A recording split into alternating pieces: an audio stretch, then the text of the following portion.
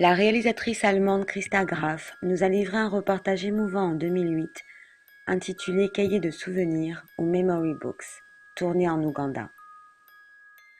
L'Afrique noire se meurt. Selon l'ONU-SIDA, le nombre de décès dus au sida en 2012 s'élève à 1,2 million pour l'Afrique subsaharienne.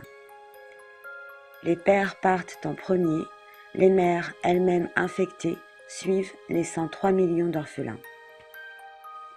L'ONU a mis en place des cahiers de souvenirs demandant aux parents restants de leur remplir des souvenirs familiaux en présence des enfants. Leur naissance, des anecdotes du quotidien noircissent les pages. Car pour savoir qui l'on est, il faut savoir d'où l'on vient. Après la perte de leurs parents, ces enfants sont au mieux recueillis dans des orphelinats où le quotidien efface au fil du temps les souvenirs familiaux. Au regard de ce reportage, l'image de l'Afrique souriante, presque insouciante, s'est effacée devant la réalité de ces familles en disparition. Le temps de l'indolence a fait place à celui de la souffrance. Des regards vides, tristes, sont les nouveaux visages de ce continent. Une génération entière sacrifiée.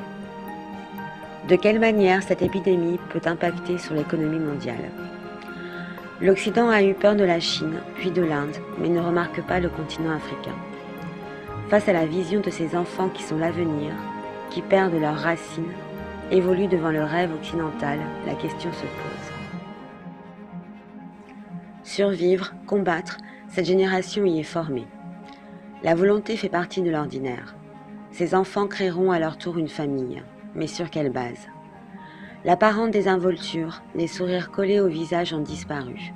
Ils feront certainement place à l'opiniâtreté.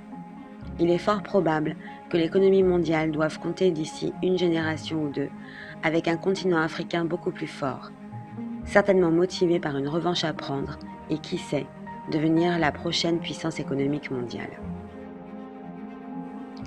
Paradoxe occidental, depuis des décennies, des associations se mobilisent pour tenter d'aider ce continent pillé, en majeure partie par les Blancs.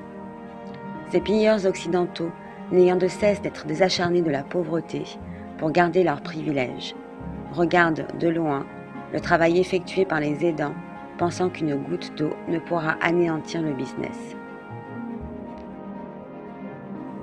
Pour tout le monde, la roue tourne de façon plus ou moins rapide. Serait-il insensé de penser que cette hécatombe qu'est le sida ne puisse être un accélérateur du développement africain? Les plus argentés d'entre eux viennent étudier en Europe ou aux États-Unis, revenant dans leur pays d'origine, comme en Inde ou en Chine, forts de leurs connaissances, afin de faire fructifier leurs patries respectives.